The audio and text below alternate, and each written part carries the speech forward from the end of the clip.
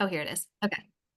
All right. Perfect. Sorry, it was under more. Hi, everyone. Welcome to our January 2025 Evening Education Connection. Tonight, we are thrilled to welcome Lauren Gillespie, who is a social worker and the Transition Social Work Coordinator at Nemours. So with that, I will hand it over to Lauren. Thank you so much. Hi, everyone. Oh, a familiar face. Hi, Lori. Hi, Laura. Thanks for having me tonight. I was having some technical difficulties. Luckily, my husband's a tech support person at Nemours, and I had my own little helper here tonight at home. So tonight we're going to talk about the Nemours Transition Plan Program, which some of you are familiar with. We're going to talk about some common concerns encountered in the medical transition to adulthood. We're going to discuss various resources in the community. And I'm going to give you some practical take-home tips to work on, some transition skills as your young adults are getting older. And I'm going to take some questions. We should have plenty of time. Just a little bit about me. I've been a social worker for 26 years, which sounds like a long time when I say that out loud. I'm a medical social worker. I'm also a licensed clinical social worker and a certified case manager. Been working in the adult health system, mostly with adults until about 5 years ago when I started working in pediatrics at Nemours. Before that, I was with the Christiana Health System. Before we start, I just wanted to kind of get a quick check-in about who's here and how old your child is. I already know a little bit about some of you, but if you wouldn't mind, just a quick check-in. I can't see the chat, but our friends here are going to monitor it for me. So if you feel like sharing, I just would like to know, or you could just unmute if you feel really bold. Just wondering who's here tonight, how old is your child? And in a word, kind of how you're feeling about the transition to adulthood. And if you're watching this on a replay, just kind of take a minute to check in with yourself and think about sort of how you're feeling about the transition. Hi, I'm Shaki. I'm Daisha Stevens' mom. I don't have my camera off. I'm sorry. That's Hold okay. on. And Daisha is 22. And the transition world is horrible. I don't like it at all. I Okay, wish she could stay a baby forever. that's fair. Thank you for sharing that. Mhm. Jacob is 13, but for some reason, school thinks he's 21. So I'll have to correct their paperwork. Okay. Right, Laura?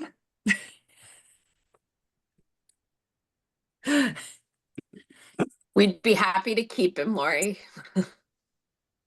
You heard it all here, folks. We can't, but we would wish we could keep everybody. Sorry. Sabrina is 19. Okay. Not looking forward to transition at all. Okay. So this is, kind of a theme. Yes. Not excited. No. Anna is 18 and also not excited. Mostly due to the fact that there's no day programs for people like Anna. Okay. Yeah. And can I ask, is everybody Pennsylvania based tonight? Who's here? I am Pennsylvania. Yes. Yes. Yeah. Yes, Pennsylvania. Okay. I did sort of make my information basically Pennsylvania based, but just a little more general in case there was anybody from other places. So just FYI. Yeah, I have twins that are 21. They're mostly excited and anxious about transition. Okay. I'm mostly anxious about it. Yeah, it just seems like there's a lot of new stuff to learn. Yeah, I'd say The so. new world. Yeah. Well, I mean, I think that's really fair. Like, it's a very tumultuous time. There's a lot of stuff to learn. There's a lot going on. And I think that's a pretty typical feeling that it's anxiety provoking, it's new, it's nerve-wracking. And pretty much everyone who comes into clinic is sort of feeling the same way. So I just want to normalize that. It's, that's kind of how people are feeling. So thank you for sharing all that. So, as parents, there's a lot of stress. And you did invite a social worker here tonight. So I just wanted to give you a couple of things to do when you're feeling stressed, that might be helpful. And these are things you can do anytime. People won't necessarily know that you're doing anything, and they take literally a minute or two if you want to do them. So I just wanted to share these with you. You can take them or leave them, but the rule of three is a great grounding exercise. If you don't know what it is, I wanted to give this to you. So you can do it real quick now. So three things, you can just take a deep breath and then think about what are three things you can see. And then you can think about what are three things you can hear. And a lot of times when I do this, I close my eyes and just tune in. Three things that you can hear.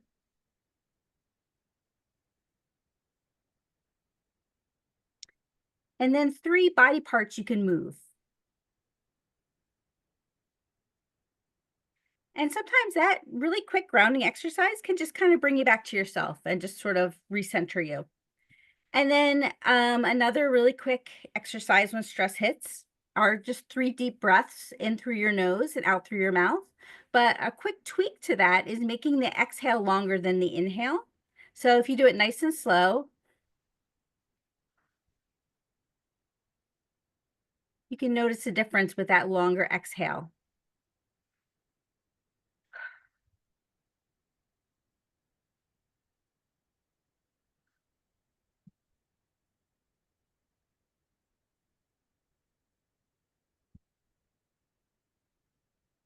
So now that you're nice and calm and centered, I'm going to stress you out with all of my transition information. You ready? So the transition plan program, some of you have been to us, some of you haven't. If you haven't, I would invite you to come to Nemours and spend 90 minutes with Dr. Renwick and myself talking about transition. It's a little bit different. We've changed our program a little bit. So some of you may have come to us in the past and you might be like, hey, this isn't what we did, but it's a little bit different now. We're starting our clinic visits at 17. We used to start younger, but now it's 17. If you're young adults under 17, they start out with a phone visit with me, the social worker. So we're doing yearly consultations with Dr. Renwick and myself to talk about the medical transition to adulthood and the biopsychosocial. And we do the visits together. You talk to Dr. Renwick about the medical stuff. You talk to me about the other stuff. The community resources, Social Security, waivers, all that kind of stuff. We're going to touch on some of that tonight. And, it's a very comprehensive visit. We usually see people once a year to cover the same material because it's a lot. Like we said, this is a very tumultuous age. There's a lot to learn. There's a lot of information. So we kind of go over the same information over and over again. And hopefully by the time you're too old, your young adult's too old to come to Nemours, you have a good plan in place that you feel comfortable with.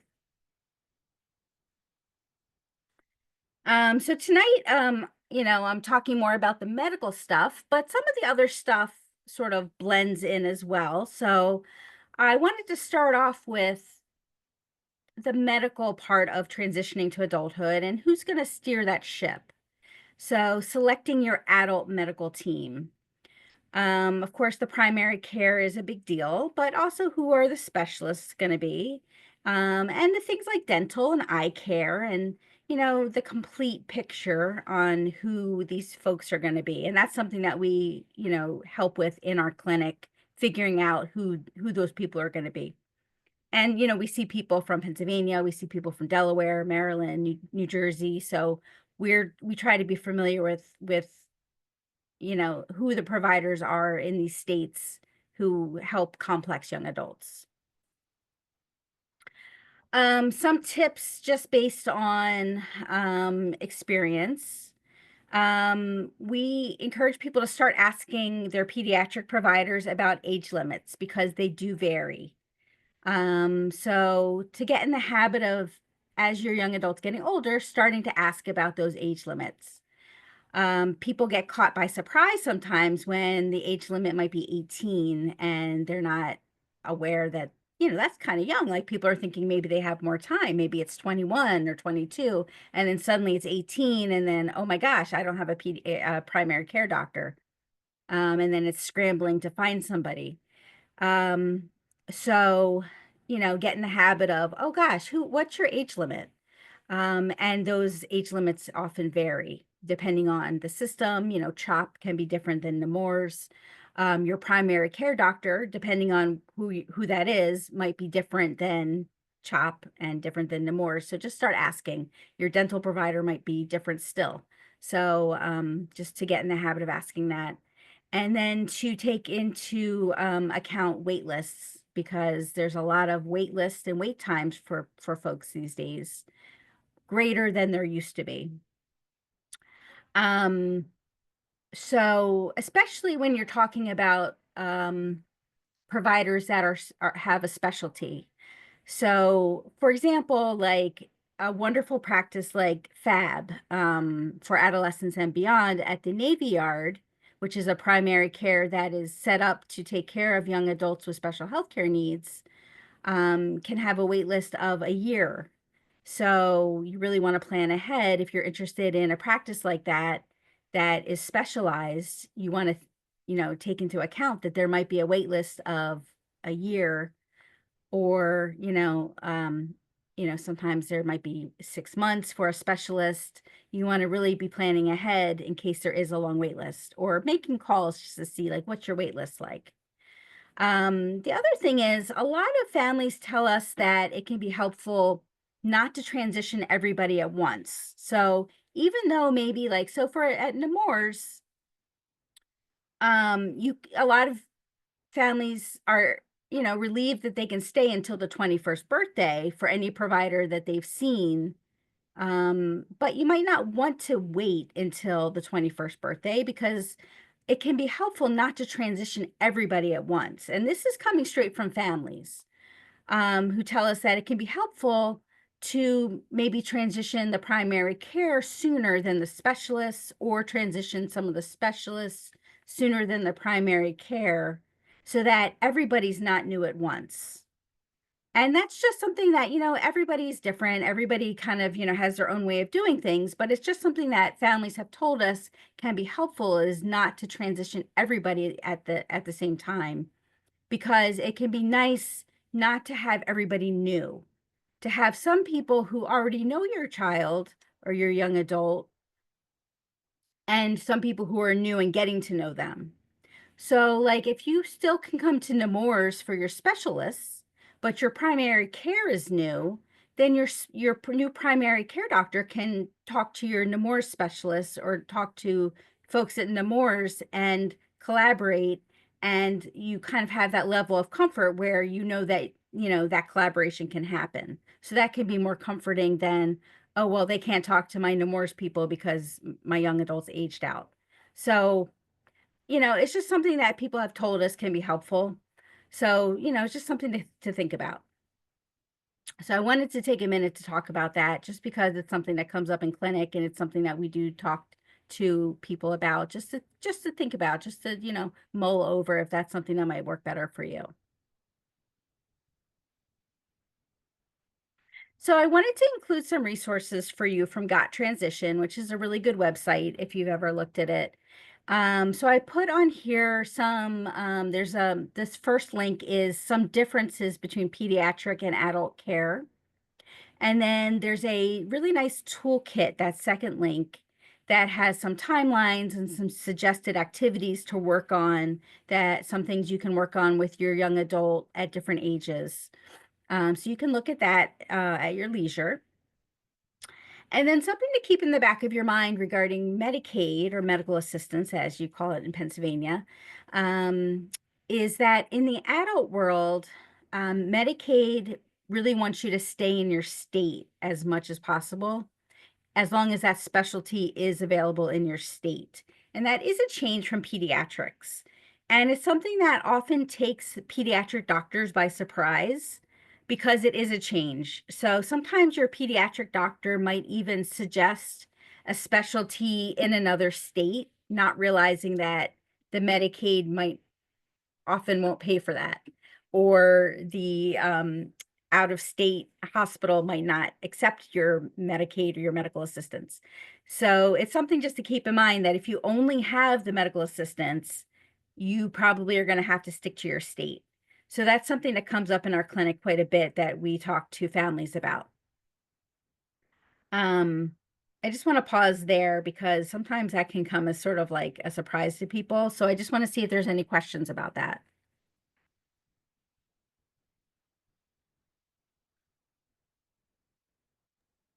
We don't have any in the chat right now. But we Okay. do have a raised hand. Estelle, Yeah.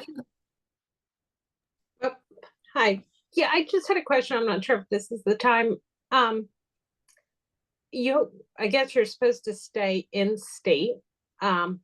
If you have private insurance, can you go out of state? Because I'm not sure if I read somewhere that if a doctor doesn't take medical assistance, they're not supposed to take your private pay either. Does that make sense? Yeah. So if you have private insurance, you can go out of state, and people do that and just eat the cost of, the copay or whatever. I mean, I've seen that done on the adult side oftentimes. But you can run into some sticky situations with that because, like, especially if your young adult is complicated and needs, like, home nursing or like different prescriptions for things, sometimes there can be some issues with um if something needs to be written and then the medical assistance isn't going to pay for anything that the doctor writes out of state. It can get just very complicated, and like then you end up paying like really large like fees and things like that, or co-pays, because it's just not being covered by the medical assistance. So it can get like really messy. So a lot of times when people come from out of state, like when I used to work at the Christiana practice, people would come from Pennsylvania a lot of times. And we would always warn them, like, it can get very expensive because the medical assistants will fuss about the Delaware doctor writing things, and just it can just get very like it just can get very messy. So a lot of times we would urge them to try to find someone in state if there's the Medicaid, even though technically, yes, the private insurance will pay for things. They won't pay for certain things that the Medicaid will pay for. Okay. So that makes sense. technically, yes, but it can get just very messy and like difficult. So having private pay is good, I guess, as a last resort, but still try and focus on any doctors that take the Medicaid in state. Yes, like I'd say, like if you had a very like uncomplicated young adult, it would probably be fairly easy. But if you had a young adult who had like needed like DME and like home nursing, that's where it gets very complicated. And because the Medicaid is picking things up that the private insurance isn't paying for. And that's where I think it gets very, very difficult. Okay, thank you. Yeah. So if you have a pediatric doctor who's like, oh, well, oh gosh, just go to Christiana, you'll be great. They a lot of times aren't thinking about the fact that the adult system differs from the pediatric system in that way. So just keep that in the back of your mind.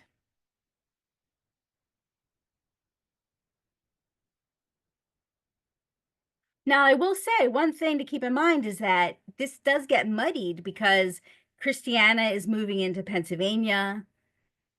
Christiana is moving into Maryland. The systems are kind of like moving across state lines. So, don't take this as like gospel, because certain things are changing in the medical system. So, always like double check things, but like just in general, if you're a Pennsylvania person, you're typically going to stay in Pennsylvania for your care.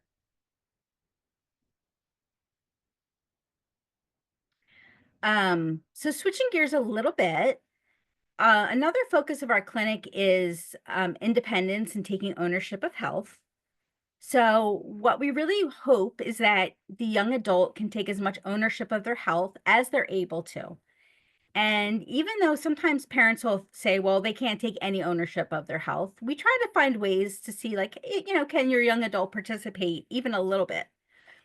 And so that's something that we try to tease out in clinic to see, like, what can your young adult do?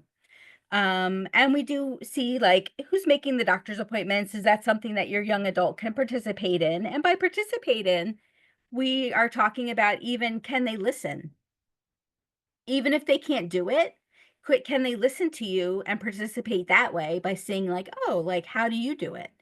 And then, do they know their meds and their medical information? Do they know, like, their medical conditions, or can they listen and learn and start understanding a little bit about it? We talk about who refills medications. We talk about, like, starting to carry their own stuff in some way, and having their insurance card, and then getting an ID. If they don't already have an ID, they're definitely going to need that, even if it's something that you haven't really considered or thought they might need. They're definitely going to need an ID as they're getting older. So that's something that comes up in clinic quite a bit. These are just some transition tips that we talk about, and you can sort of consider.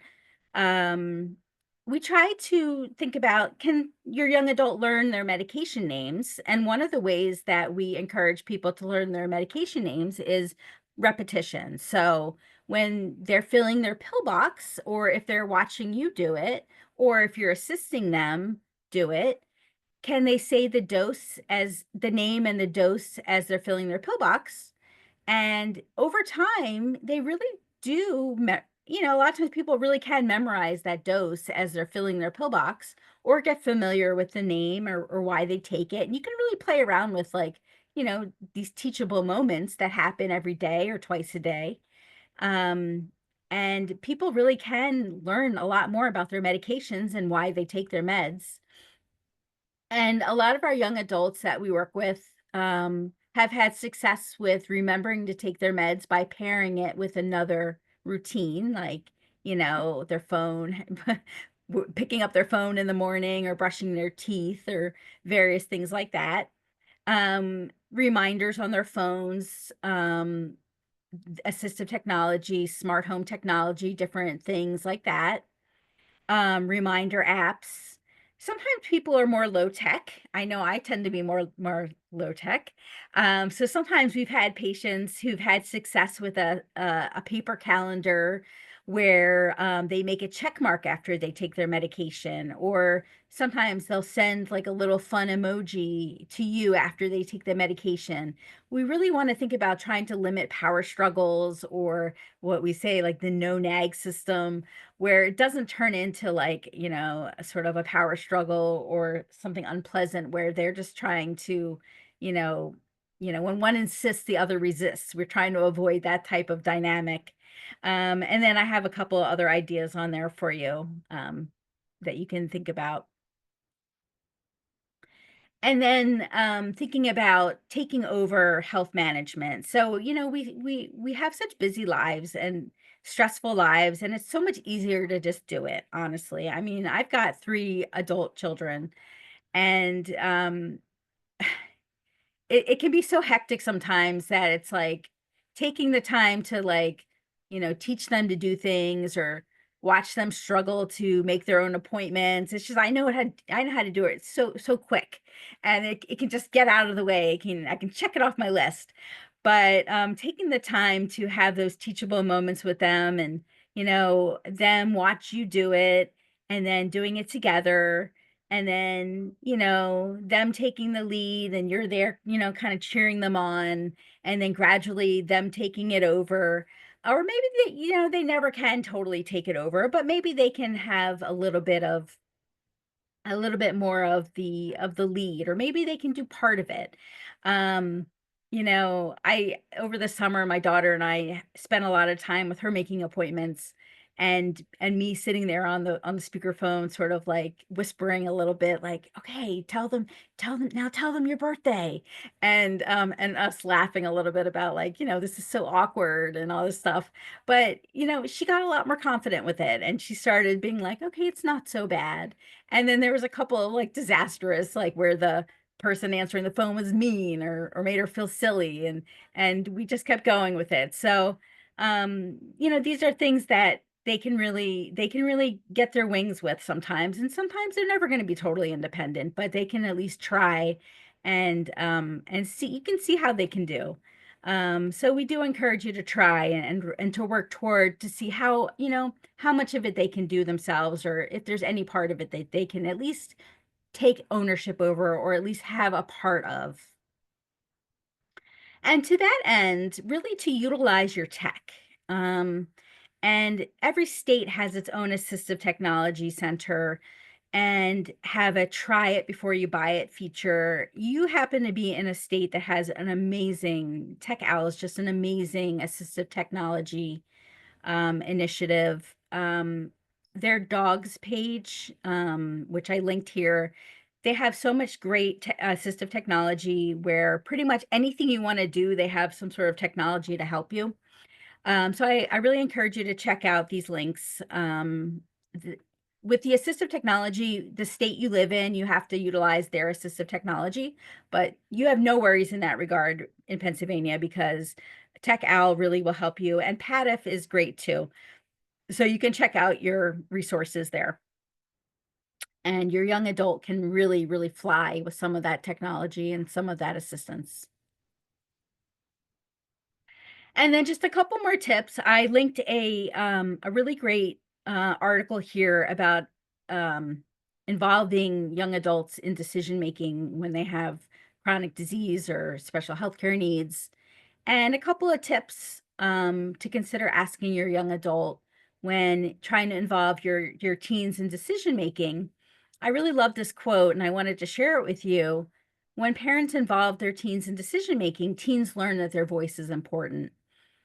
So some things you can consider asking, asking your young adult, even if they're not able to verbally answer you, but to, ask them, what do you think we should do? What concerns do you have? What do you think about this?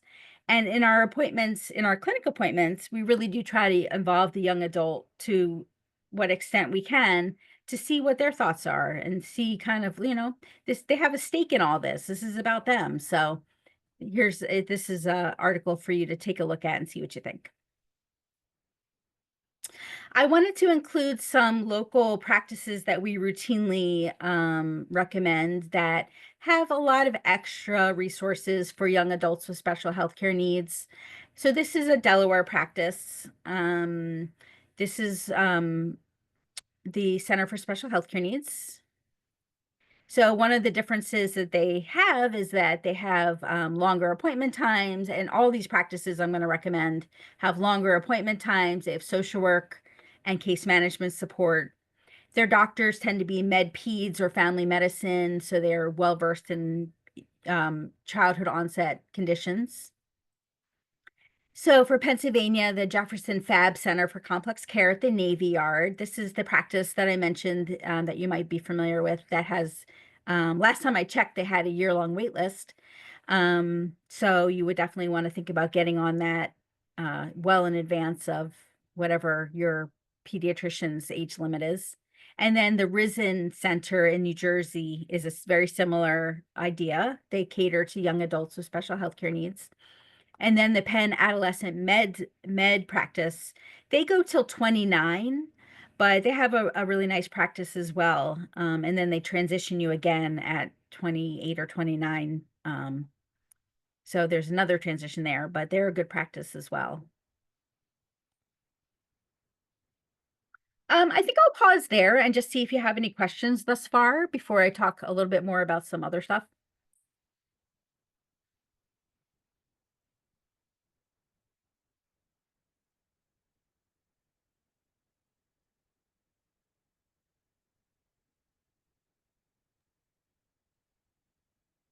Thank you for all of your help getting in touch with Fab. Our appointment is tomorrow.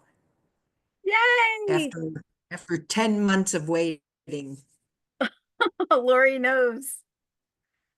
Well, please let me know if you think of it. If you have time, let me know how it goes. We will. Oh my gosh, they're so in demand. I know.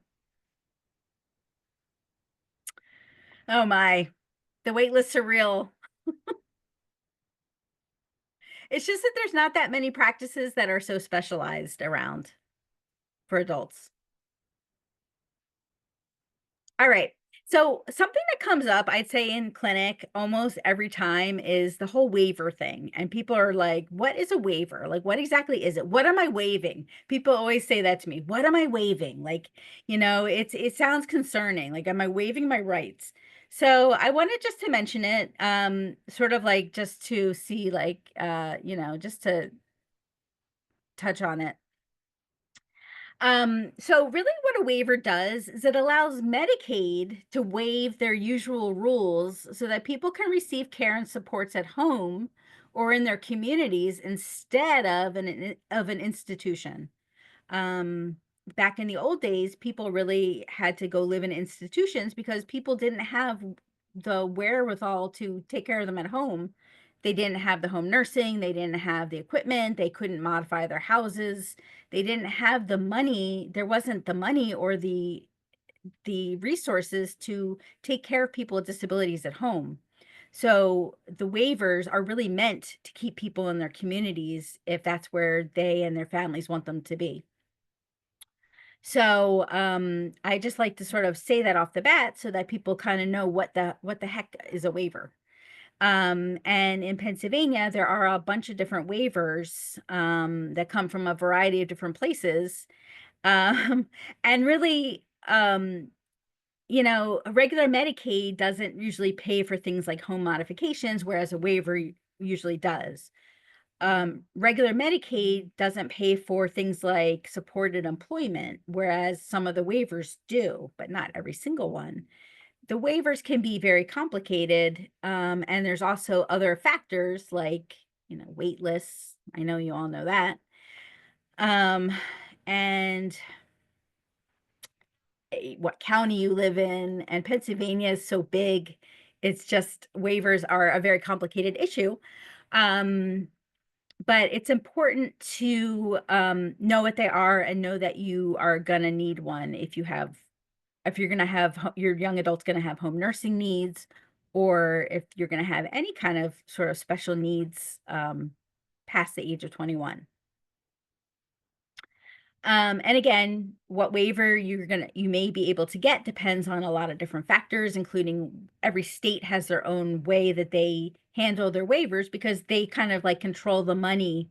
The federal government, kind of lets the states do what they want to do with the waivers, how they control their waivers. So the way Delaware handles their waivers is different than how Pennsylvania handles their waivers, which is different than how New Jersey handles their waivers. So where you live really depends on what kind of waiver you can get and what your waiver is going to look like. So in Pennsylvania, you really need to register with your county mental health intellectual disabilities office and make sure you do that.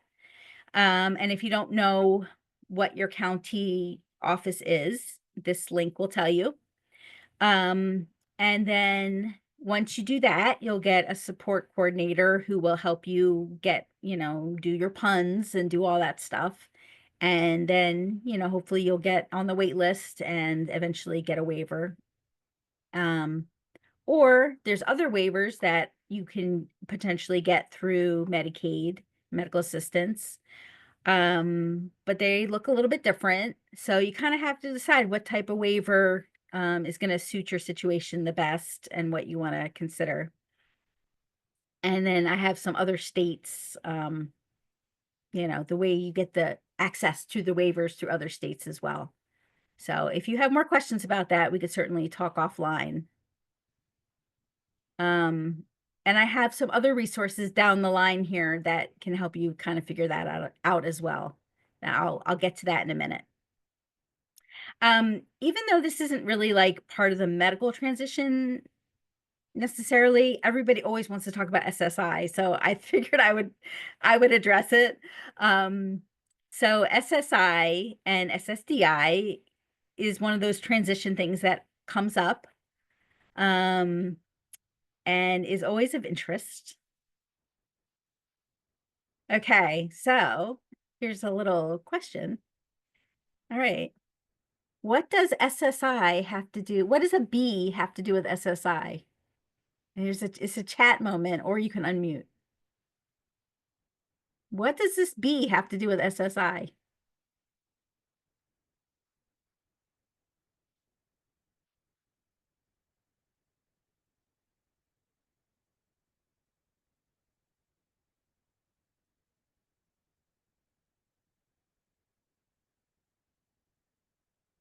Have I stunned you into silence?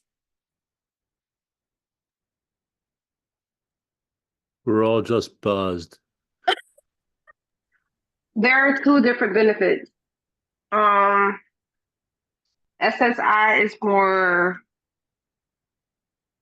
for disabled, and they have to have a copay, not a copay, yeah, co-aid. And SSD, I'm trying to remember what was the difference between those.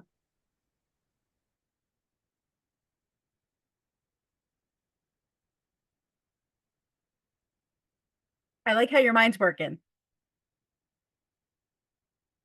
Yeah, I'm trying to remember, and at the same time, I'm doing something else with Daisha, so. No worries, no worries. All right. I'm gonna tell you guys why I have this B on here. All right. The reason why this B is on the screen is because at 18, SSI is worried about you and how your disability affects your ability to work as a worker bee. So at 18, all SSI really cares about is working. You got to work. You're an adult. Is your disability going to get in the way of you working and becoming a worker bee like the rest of us? So at 18 is the first time a lot of people get approved for SSI because they don't look at your parents' income anymore. And if you were getting SSI as a kid, they do a redetermination to see, oh, now you're an adult. Is your disability going to get in the way of you working? Can you be a worker bee? So they really look at you with a new lens once you turn 18. It's like a really big shift. So that means that a lot of people who had previously been denied because maybe their parents made too much money, the family income was too high, 18 is the age to try again because they're only going to look at your little worker bee young adult and say, oh gosh, is this disability going to get in the way of them working?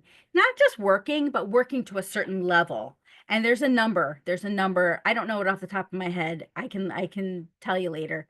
But there's a certain amount. It's substantial gainful activity. And the numbers just changed because of the 2025. But can they work to a certain number amount? If they can't work to a certain number amount, then they might be able to get approved for SSI. Where if you have a, pretty significant disability, you have a pretty good shot of getting SSI. As long as your young adult, not looking at you, your parent, not looking at the parent, but as long as your young adult doesn't have more than $2,000 in their own name, they have a pretty good shot, if they're disabled, of getting approved for SSI. A lot of times that's for the first time at 18. So a lot of times we're really encouraging people in clinic to go ahead and apply 18 in a month. Don't ask me, but a lot of times people get denied if they apply right at 18 and 1 month. You can call this number and start the application if you don't want to do it online, or call the branch. You can start it online. This is not a quick process. It takes like many months. But once you start the process, it timestamps it, and you can get back pay to the time that you started the process. So a lot of times you get like a chunk of money if you get approved. And then also just to keep in mind that your living arrangements influence the amount that you can receive if you do get approved. So like they want you to be using a lot of that money, the SSI money, for your living arrangements. So like for where you live, they want you to be paying like your fair share of the mortgage or the rent, even if you live with your parents. So I put a little thing on there, a little link about that as well. What questions do you have about SSI? I can't answer all your SSI questions because we could be here for like the next week. But do you have any like basic questions about SSI that you'd want to talk about right now?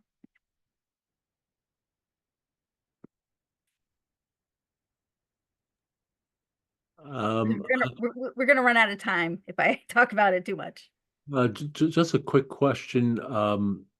There's a point at which the disabled adult child can begin receiving benefits based on what one of their parents was pulling down in terms of SSI. When is the time for them to apply for that? Yes, the disabled adult child, DAC. Yeah. Yes. So when that parent is either has passed away or is on disability themselves or has retired.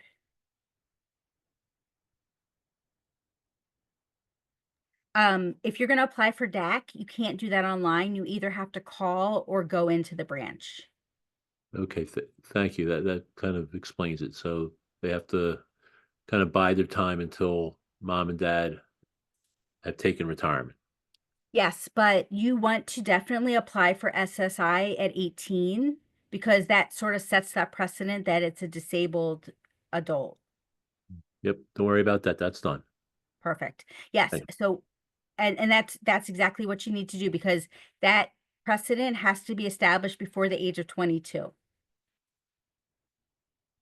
to be eligible for DAC.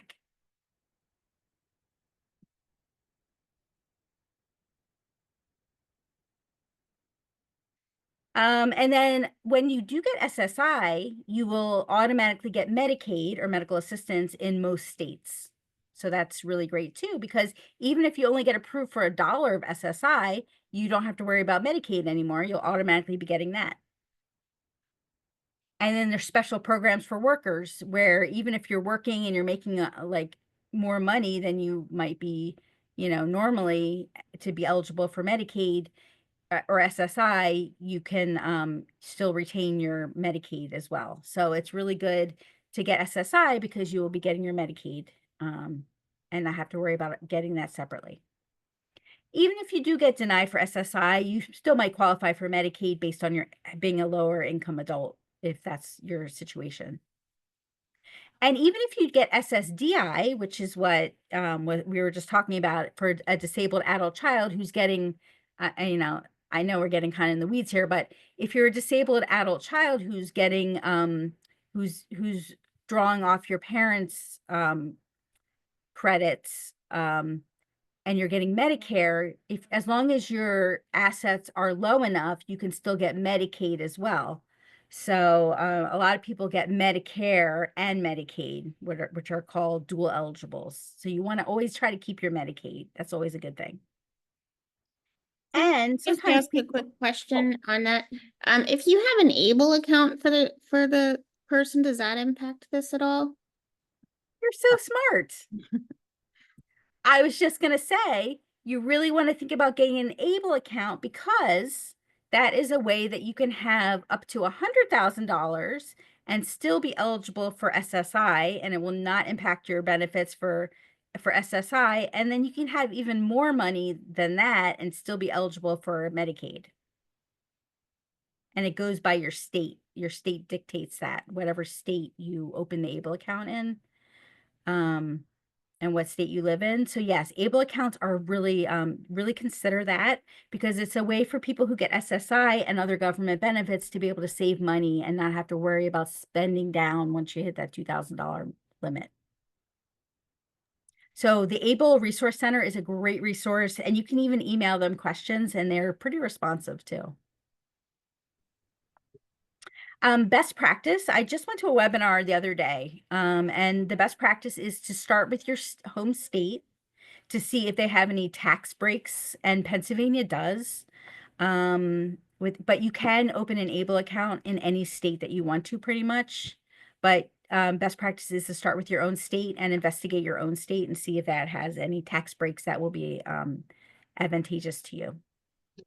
Yeah, going back to Medicaid and Medicare, Mhm. um, I know my kids have Medicare. They have a Medicare card with Yeah. a number and all that good stuff. How do I determine if they have Medicaid? Is there a place to go to check on those benefits, or you just can't call the county assistance office? And Yeah, to see if they have Medicaid. yeah, Do they have an access card? they do. Yep, they have Medicaid too. Okay, so when I'm transitioning to their new primary care physician or any other provider, they need to know that they have Medicare and then give them that access card as well. Isn't Yeah. Medicare just for adults that are 65 and older? And Medicaid is the one for kids with disabilities? Medicare can also be for adults with disabilities too, just depends. And then which insurance is like quote unquote primary? Is it, So I'm assuming Medicaid is, Medicare and Medicaid picks up anything Medicare won't pay for? yeah, so Medicaid is always the payer of last resort, no matter Okay. what. So if you have two insurances, Medicaid is always going to be the secondary. All right. And that Um, speaks to the waiver too. So the waiver is the payer of last resort. So after those medical benefits are exhausted or you've been shot down through the medical insurance world, then the waiver, if it's an eligible waiver expense, would pick it up. Yep. Yep. So Medicaid's always the last resort payer. Okay. Thank you. You're welcome. I have a question. Oh, I'm sorry. Go ahead.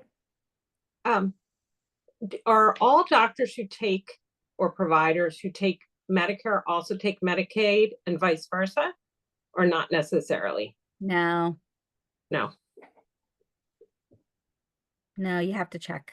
And actually it can get really complicated with Medicaid because there's different like MCOs, there's different providers who certain providers will only take, like, it can be very county based with Medicaid in Pennsylvania. So like certain counties will only take certain Medicaids. So like there's Keystone First and there's different types of Medicaid. So you have to make sure they take your type if you have an MCO. But there's a really good resource that I did not put on here, but I do want to tell you about. Maybe you could put it in the chat. It's the Pennsylvania Health Law Project. And they will help you with any Medicaid questions in Pennsylvania, and they're super nice and helpful. It's like free legal help with anything Medicaid related.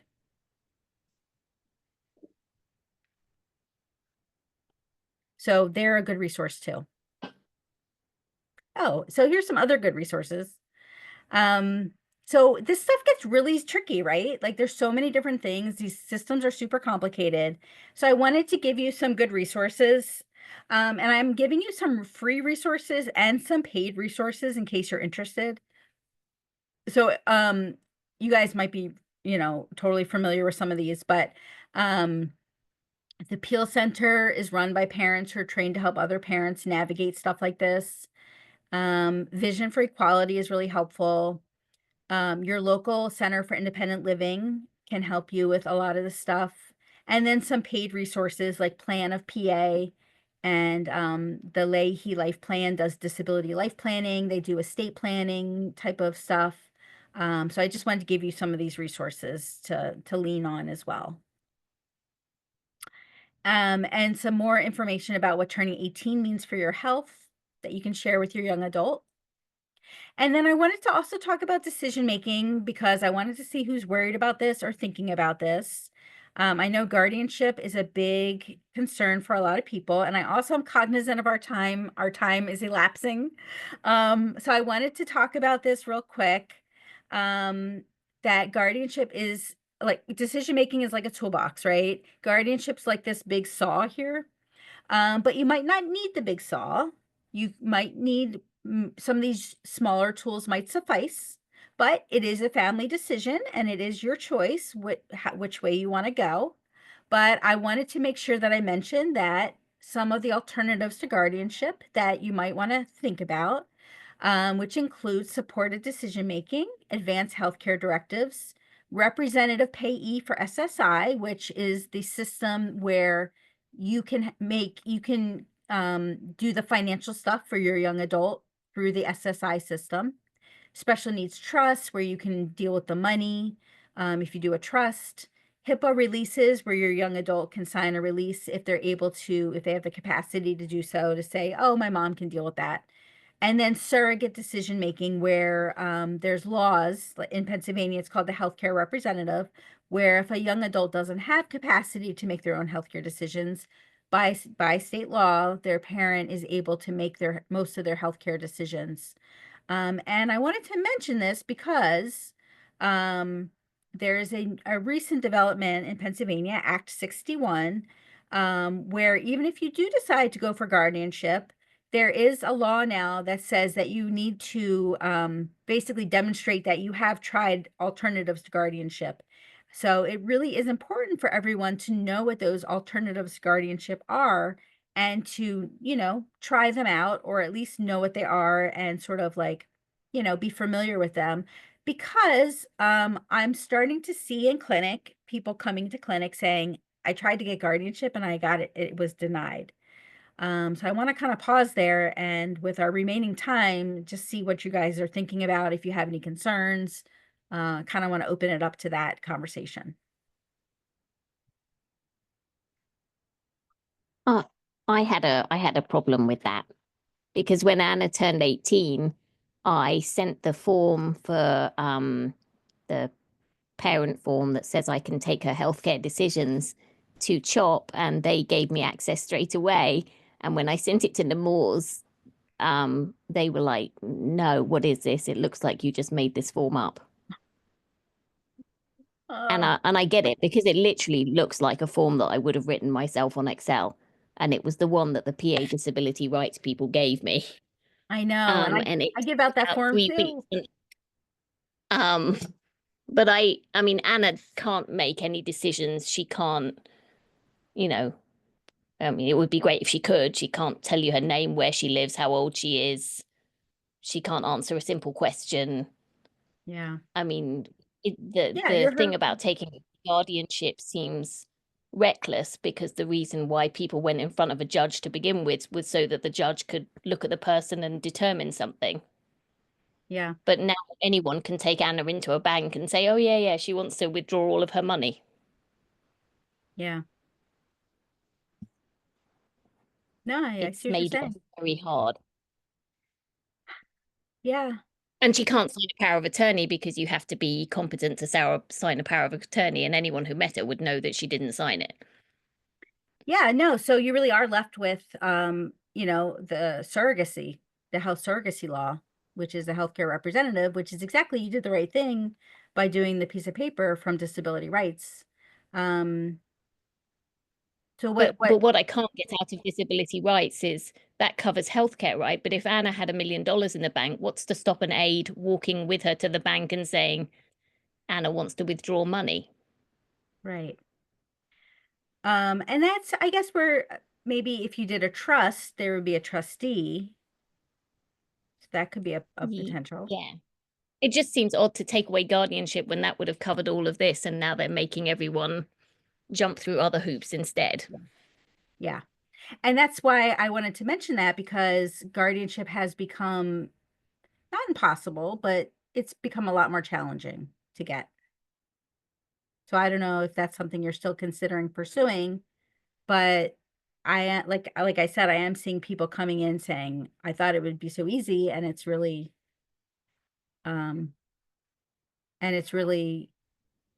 I mean, I'm seeing people just getting denied. So that's why I wanted to make Yeah, and sure. that's the problem I had. I contacted 4 different lawyers, and they all said, we'd hate to take your money, because even with someone like Anna, they'll just say no. Oh my goodness. Okay. Well, that's helpful to hear. Um, that's what you're hearing, what you're experiencing. But I am going to talk to the representative for my area. He's also on the judiciary committee that decided on all of this, and bring Anna to his office and say, okay, so what do we do with in this situation? And I understand why they changed the law, because people were taking advantage of an 80-year-old woman who was living in a $3 million house and, you know, might not have been fully competent. And now if I take over her life, I get her $3 million house. But, you know, kids like Anna don't have anything. We're not taking them on because we want to, you know, bleed them for every penny we've got. We do it because we want to look after them. Yeah, absolutely. Yeah. Okay. Well, thanks But for I'll let you know sharing how that. it goes with the representative. Yeah, absolutely. Thank you for sharing that, sharing your experience.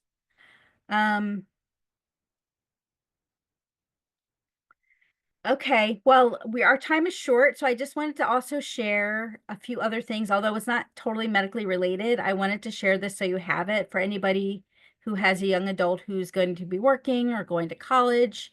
There's a lot of programs for college certificate programs. There's a lot of, I wanted to mention OVR because I hadn't mentioned it prior. Don't forget that OVR a lot of times will pay for programs like college certificate programs and for driving.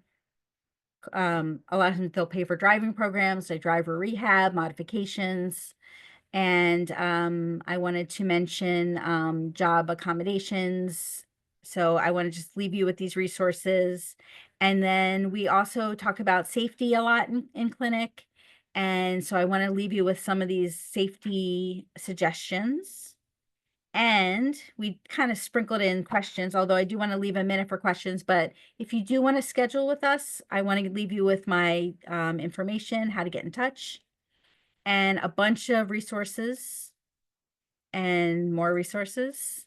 And with our last couple of minutes, I just wanted to see if anybody had any last minute questions. And I'm gonna stop sharing my screen.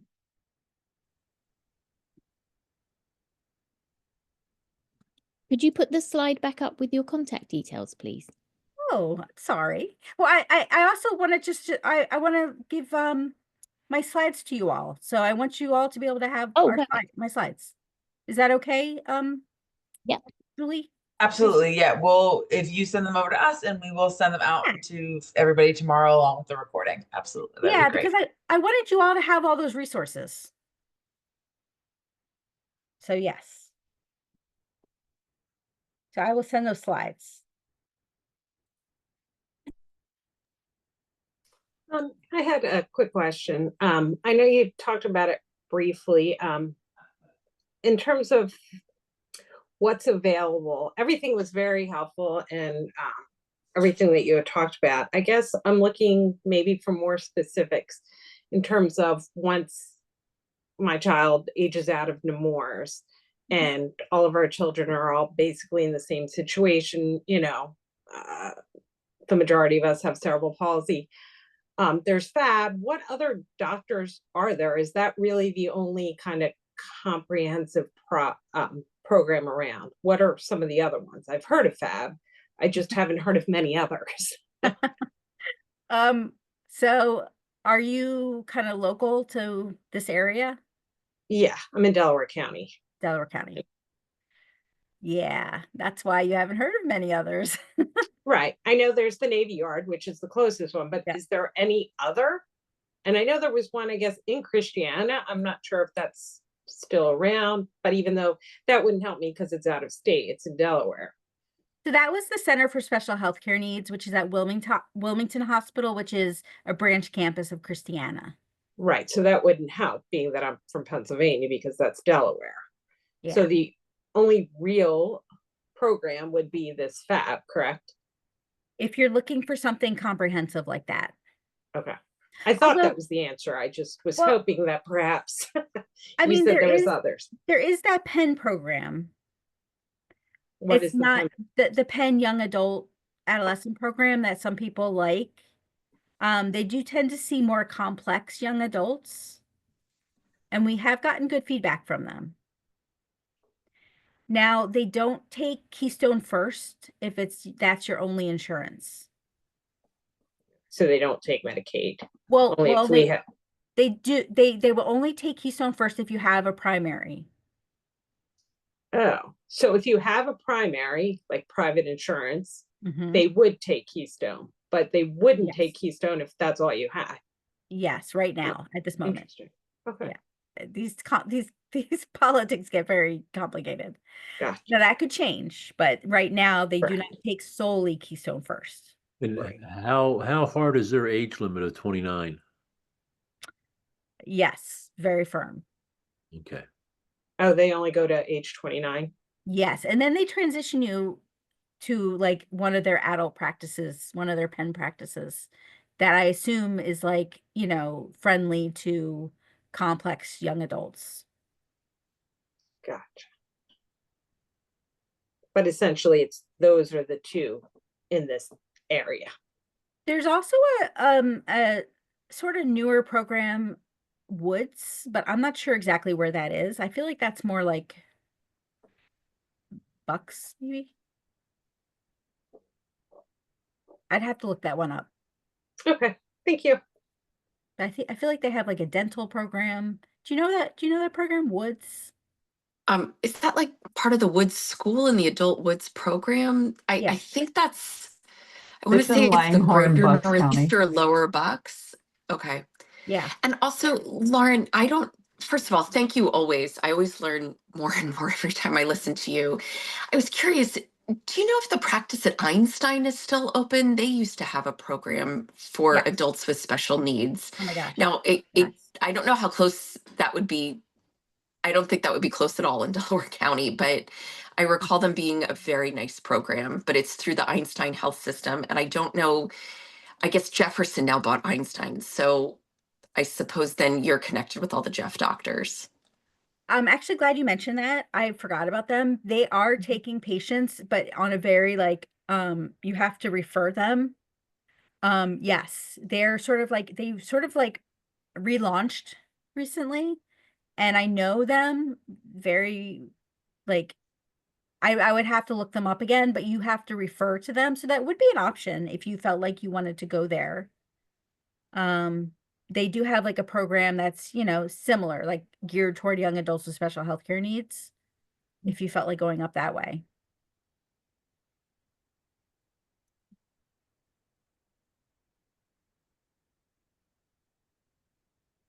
And just for people's so that people know, next month we do have Dr. Mary Stevens coming to do an evening education connection. So she is from that complex care at the Navy Yard. So Well, there you go.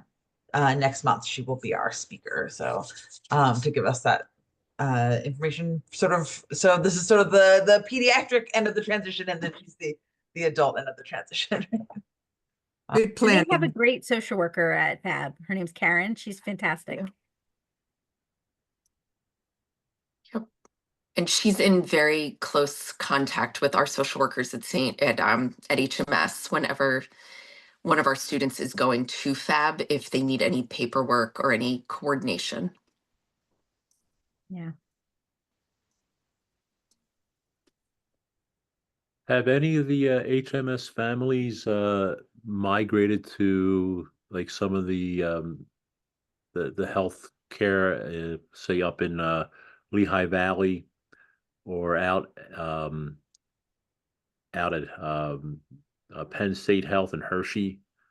You would think that large, some of the larger hospitals out that way would have something similar.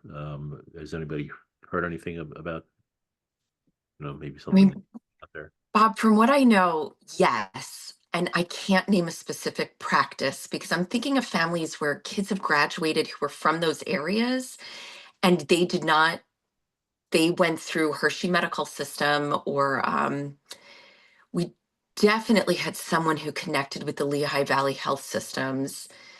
If that's something you'd be interested in, we could always outreach to that parent and see if they've had some success with Yeah, their I'm medical just providers there. fishing around there because those aren't, like Lehigh Valley, their health network is growing all the time. They just opened a couple clinics not too far from us, and hopping up to Allentown isn't extraordinarily far. Same with Hershey. It's 45 minutes or an hour away. And if you get comprehensive care there, and it fits with the insurance, just trying to find options. That's all. Sure. Right now, we're okay where we are, I think. But if things change over time, you never know.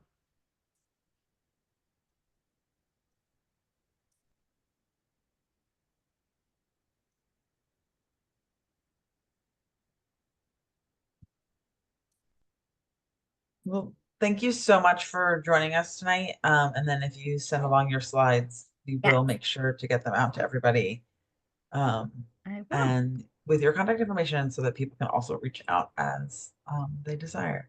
And Yeah, just holler if you want to come on by, or if you just want to chat, just let me know. All right, everybody. Have a great night. Thank you. Thanks, Lauren. Thank you very much. Good to see Thank you, you very Lauren. much. Bye.